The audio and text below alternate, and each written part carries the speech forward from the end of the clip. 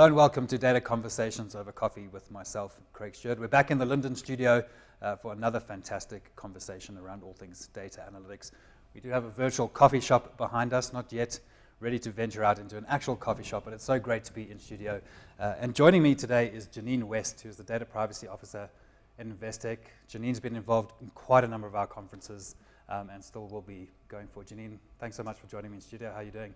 Good, thank you. Thank you so much for inviting me, and it's such a lovely setup and really glad to be here and see someone face to face again. I think that's the main thing, just kind of getting the in-person conversations going again and the connection. I think I kind of feel like we're turning a corner in terms of being able to get out, and obviously we've got the Easter break coming up, but I think soon we'll be able to get more people together and really kind of keep that community conversation going. So our conversation today is really about POPIA compliance. Now there's just less than 100 days to go. Now there's always this sort of mad sort of dash towards the end. People have been aware of this for quite a long time now, but it's now all of a sudden crunch time, 100 days. How's everybody feeling about it? How are you feeling about it? What are some of the big things people need to really start looking out for? So from the discussions I've been having, most people are having a lot of sleepless nights, and I think it's more around worrying about what you don't know. So some of the things I'll speak to you about now will just be those sort of check boxes that people might not have thought about, and they're panicking about that and thinking they're things that are coming, but they're not sure what they are.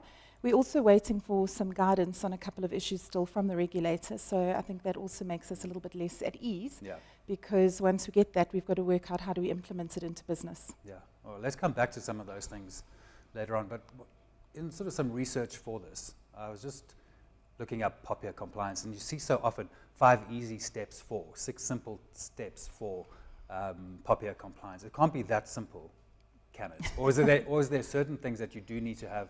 These are the 5 essential things that we need to make sure that we cover off to become POPIA compliant. I think there's a basic framework, and you can look at your top 5. There is a lot of things. I think one of the things that people do struggle with is if you look at things like your structured data, it's quite easy to know where that is and where that sits. When you start looking at unstructured data and trying to find that, it's quite a lot harder to put that into categories and to know where that is, and then further on to know where it is with your third parties and what do they do with it and how do they process it. So those kind of things can be tricky. The big items are making sure, I suppose, that every single person in your company knows what to do with data, and I think the best thing would be to take an approach of what does it mean to you? So I always ask people, I say, what does it mean to you if you look at the Facebook data breach or a data breach that hits close to home? What would it mean if your ID was stolen and you had identity theft and someone opened accounts and all of a sudden you had this big debt and you couldn't get credit? So making it applicable to people in the organization. So from a training perspective, I'd say that's a big one. Another one is now knowing that every single data breach has to be reported, regardless of the materiality and the size.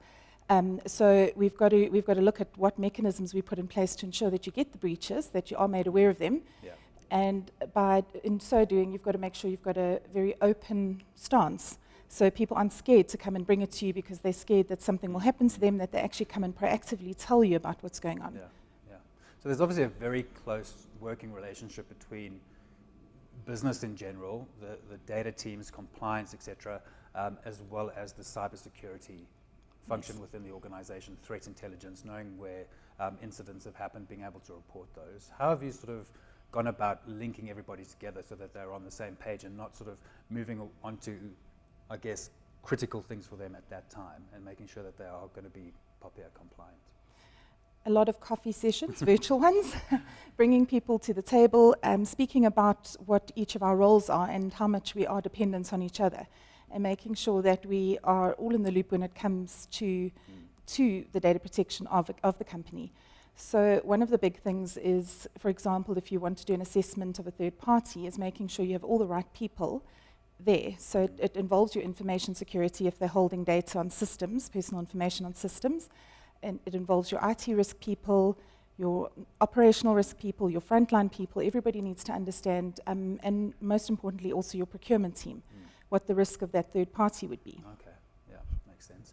So in thinking about this conversation, I sort of thought back to when I started Corinium here in South Africa, sort of late 2015, and there were only a couple of chief data officers, predominantly in the banks, and then that really ramped up quite quickly. A lot of the banks had a chief data officer or head of data, and a lot of that was driven by needing to comply with BCBS 239 at the time, and that was very data governance centric in terms of knowing where the data is, the lineage, all that sort of thing. It strikes me as POPIA compliance really requires a data privacy officer or a head of data privacy and protection, a chief privacy officer. Do you think that's sort of the absolute core pillar of making sure that this is something that the organization becomes compliant with and is a sustainable sort of practice within the organization? I think definitely that's one of the biggest things, but a huge part of that is having buy-in from your senior stakeholders. So right from your CEO onwards, in your private bodies, your CEO is actually the information officer, and they can then delegate that to your privacy officer, not the responsibility, but not the accountability, but the responsibility. So having that buy-in from the senior levels and getting it across the organization, and then having people that are passionate about data, because one of the requirements in POPIA as well, and also in the GDPR, is that your data is accurate and kept up to date. So first of all, you'd have to know where all the data is to make sure it's accurate and up to date. And then another big principle, and I don't think any organization worldwide has been good at this yet, or has even wanted to attempt it, is to not keep records forever. We tend to want to hoard things, never delete it. Now we actually are required to. So first you've got to actually find out where, you've got to discover where the data is, and then put retention periods in place and actually have a plan to delete it. Yeah. So let's talk then maybe about some of the very big stumbling blocks or challenges. Obviously, trying to identify where all your data is probably one of the biggest, because in a way you don't know what you don't know. Some of this data is being generated and you're not sure that it even exists. What would you say, everybody watching and listening to this, what are the maybe 2 or 3 big things that they need to be really aware of, and make sure that if they focus on anything, those are the 2 or 3 things that they should really apply their attention to? So a really big thing for me that I always point out is your third-party management. I stress that because a lot of people think that the data protection ends with them. Where you've transferred personal information onto a third party and it then goes to a 4th or 5th party, what protection have you got in place there, and how do you know what's happening with that data? So it's really putting your third parties under scrutiny and checking out what is their privacy posture, and how long do they hold records for, what will they do with those records, and making sure that they're not used for anything else other than the purpose they were gathered for. So for me, that's the big thing. And also having a map of all your data, as you said, knowing where the data is, even the structured, unstructured, physical documents, and then driving a privacy culture within the organization. So as part of ongoing training, a lot of people don't want to see it as, if you tell them it's, we've got another compliance training, they just sort of, another one. Yeah, absolutely. But it's making it exciting and relevant to them, and an ongoing discussion with them. And what I've found works well is having these champions in the business. You have a few people that come to you and say, oh, this really interests me, and you say, well, that's great, you be the champion for that area. It's hard to say to people. It was quite a difficult model to think about in the beginning, where you thought, do you need a big privacy team? I think the answer is not really at all. Keep it lean, keep it small, but have your champions in the business, and let privacy live with everybody in the business. Yeah. And just going back to around that training mechanism, and I think you brought it up, there's another compliance. How do you get cut through? I mean, this is obviously a very important thing at the moment. There's liabilities. How do you get it to across the whole organization around the importance of this? And there's other compliance that you've got to look after, and there's an HR transformation program, and you've got to focus on data governance, but there's also AI, all these sorts of things. How do you get cut through and make sure that this is top of mind, especially with under 100 days to go, and I guess the ramifications of not getting this right, or having breaches and not using customer data ethically? Yes. So I think, as I mentioned earlier, the biggest thing was getting buy-in from our senior stakeholders, which happens at that level, and people have really taken it seriously, because more than just the fines, the reputational damage is the big thing. And how do you measure that, and how do you measure what's happened, what impact that's had on your organization? So it's bringing that in, and then, as I said, finding the privacy champions and driving it. For me, I make it personal to them. I say, if this was your data, how would you want someone to look after it? What would you expect someone to do? The other big thing that's quite a big question at the moment is doing cross-border transfers. So if you're doing a cross-border data transfer, we're required to make sure that there's adequate legislation in place to transfer that data. With POPIA, our legislation is different because it covers juristic bodies as well. So there isn't other data protection legislation that I'm aware of that actually is adequate and protects that. So it's also making sure that where you are doing those transfers, you're contractually binding the parties to your data standards. Yeah. So that cross-border transfers, working with third parties, you're kind of reliant on a lot of other people, other organizations, their ethics, their frameworks, their compliance, etc. And that's got to be pretty difficult. Obviously, everybody should become POPIA compliant. They should be putting in data privacy and protection. But what sort of, I guess, ways can organizations work with their third-party vendors or partners? If you think about, someone like a Discovery's got loads of other partners, Garmin, collecting all this sort of data. How do you go and really sort of forge that relationship? Or do you kind of just rely on the fact that this is a legal framework that people need to stick to, and then there's contractual obligations, as you say? I think it's easy with the big third parties because they'll have those frameworks in place and they'll have whole teams doing it. I think with your smaller parties, that's where you've got to almost work with them to help them, because you could have sort of a little lady that's supplying the cupcakes to the organization and she won't have a governance team. And it's sort of saying, well, what data does she need to, what personal information does she process? And helping them. So working with them and saying, this is the stance that we take. With the bigger organizations, it's a lot easier. But I think it's definitely a partnership. You need each other, and you don't want to go in and say, we will tell you this is how you have to do it. You've got to build the relationship and work together and go to the best standards for both of you, because you're both liable if something happens. Okay, so we've kind of talked about a lot of the obstacles, I guess, the fears that companies have, the risks that are associated with all of this. But what are some of the value adds of this? Because I think a lot of people across the business, whether they be in marketing, operations, customer-facing areas, procurement, etc., they might see this as to a degree, a little bit of a handbrake. Something that's going to make it really difficult for them to utilize data, collect more data, and we're finding it in our own business as well. We're sort of not able to build as much data as we can, or as we used to, because HubSpot, our CRM system, has a lot of GDPR regulations. So we're having to work our way around this. But what are some of the value adds from organizations? I think it's good that firstly, you'll know what data you have and what data you need. Traditionally, we've collected a whole lot of information that we actually didn't need, and just sort of, it's irresponsible almost to keep it around.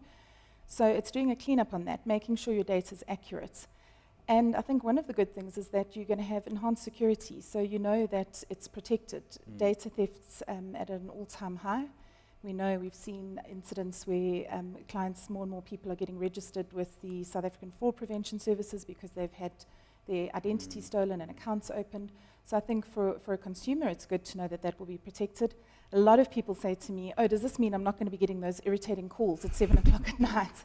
And I think your sort of direct marketing areas are going to struggle a little bit with that. But you can still do it, because apparently there are quite a lot of people that actually like getting those calls and hearing what specials are out there. So, but it's going to be now with consent. So it just, in my mind, it gives you a framework. It helps you work with data within the requirements, and it protects it so that you know that it's not going to be on your watch or at your company where something goes missing, because you know that you're living up to those standards. And what are some of the things, in terms of saying you're living up to the standards, you kind of make sure that your house is in order, even though you do have a lot of third parties and other places that you sort of either share data with or you kind of transfer data. How do you go about sort of, I guess, for the people out there that are watching that maybe from smaller companies that don't have big compliance teams and data privacy offices, etc., what sort of documentation do they need to have in place to make sure that they can prove that what they've done is correct? And if there is a sort of a breach or a threat or something's gone wrong and it's somebody else, what do they just need to have in place? Because there are a lot of people that watch this that are from smaller companies. What are some of the suggestions you can give them to say, make sure that you've got this in order, so if anything does go wrong, you're protected? So I think the main thing for me is in the data protection legislation, both the GDPR and POPIA, is all around transparency.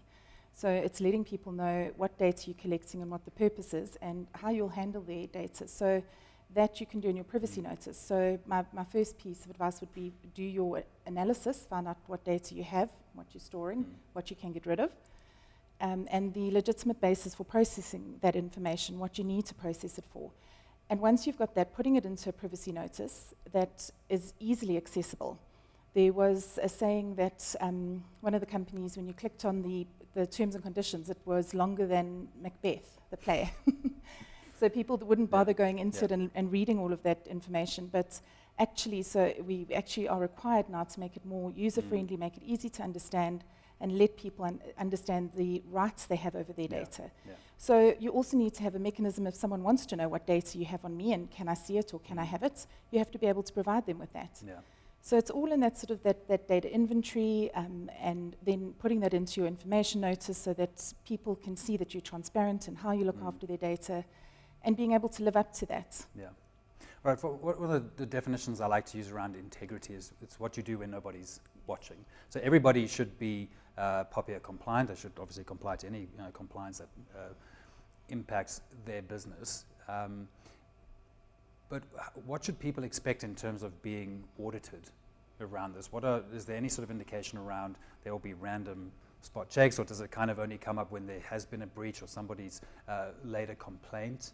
I'm not advocating that anybody hides it and doesn't do this and then kind of scrambles. Get everything in order, and it's, as I said, with that definition of integrity. But is there any sort of indication as when people might be audited or checked around their compliance to POPIA?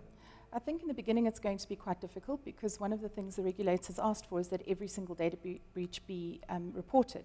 So just thinking of that practically is going to be quite a thing to manage. We have seen the regulator getting very involved in proactive when they're proactively approached by people that have had a data breach. And I always think that's a good thing to do, to get the regulator involved right up front, so you're not hiding anything, you know what you've got and what your requirements are and your responsibility to the data subjects. But I think we haven't had much indication as yet. I have seen the regulators very, very active and really getting involved in a lot of matters, even that WhatsApp recent issue with the WhatsApp terms and conditions.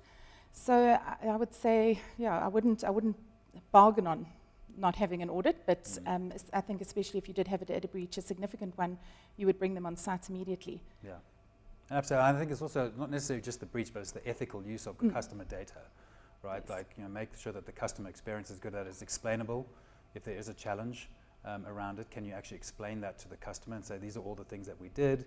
How often do you think that might happen? How often have you seen customers actually phone and go, hang on, how did you get my data? How did you make this call? How did you upsell me to this product? More and more. I see it more and more, people asking, why did I get this? And I often use my husband as an example, because he works and he's also one of those people who thinks, well, we support him and we've got the compliance under control. And then recently he said to me, he went into an estate and they asked for his driver's license. So I said, okay. So he said, what do they do with that? So I said, well, did you ask them? And he said, yeah. He says, I wasn't happy about giving it to them. So I think there's more and more awareness of that, and definitely a drive towards people understanding. People have asked me about the Vuma cams. I don't know if you've seen them. Why have we got these cameras there? What are they doing? And it's, it's something that they've signed up to enhance security, so security companies can sign up and get the footage. But what happens if there's a bad actor at that security company? What else? And I didn't give consent for my car to be filmed and my registration number and all of that. So people are definitely becoming much more aware of it. So people are quite legally protected against sort of giving out the information. You just think now, obviously, the last 12 months, wherever you go, you've kind of, you've had your temperature taken, you've sanitized your hands, and you've given them all your details. Your cell phone, your name, your ID number. Should people be worried about giving out this sort of information? I mean, we don't necessarily have a choice. You may not be allowed to go into a place if you don't give that. I mean, I go to Eagle Canyon, to the golf course, and they take my car license and my driver's license and my telephone number. I mean, that's quite a lot of detail on me just to go and hit some golf balls. Feels quite invasive. Yeah, totally. So I would say always ask and find out what they're going to be doing and why do they need that. I always ask, why would you need my ID number and my car registration number and my cell number? And putting it all, because you've got to look at the sequencing of the data. How much have they gathered and what can they do with it? There's an example, sort of, if you had to say the CEO of a telecoms company, Vodacom, you would know who that person is. So just that information would be identifiable. But the more and more strings of information you give that help build that profile, and then you look at it, what could a criminal do with that information? That's how you have to look at it, and always ask these questions around what do they need it for? Why do they need it?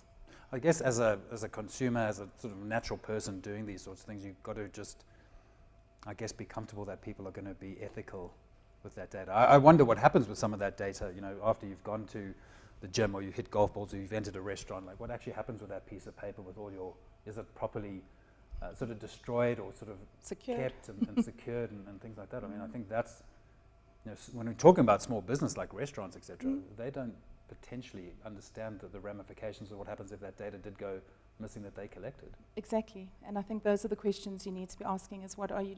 Why do you need this? And they should be able to easily explain it. You can't just collect this information. You need to be able to define what the purpose is. For security, you can't just use a broad thing. Well, it's for security. You're coming into this complex. It must be. We need to identify you, and what are the minimum standards needed to identify you? Not you know your blood sample plus this plus that. Okay. Well, I think that's some good personal advice for people watching. Obviously, they're also thinking about how they get this done in their organization. Let's kind of go from one end of the spectrum where people are collecting your ID number on a piece of paper, right through to, you know, what is one of the hottest topics at the moment is cloud, and, you know, getting a lot of data stored in the cloud. I think we've had this conversation a few times at round tables and various things, but what are some of the things that people need to be aware of in terms of POPIA, data privacy and protection, etc., as they migrate a lot of their data into the cloud? I think you need to apply the same controls, the same questions, the same tests. You know, is it secure? Is it on its own? Are there partitions between the data of other companies stored in that same cloud? So it's definitely the same type of questions you'd ask if it was your physical data. And then the added enhancement for me is always getting those penetration certificates. So making sure that you've gone through the necessary test from an information security perspective and tick those boxes. Yeah. So I think that some of the conversations is that people are worried about putting their data in the cloud from a security point of view, but a lot of the cloud vendors would argue that, you know, this is what they're selling, and they have a lot more security people and data privacy and protection people making sure that everything that goes into the cloud is secure. Do you kind of feel comfortable with that notion? It depends which vendor it is. So also looking at reading through what their privacy controls are.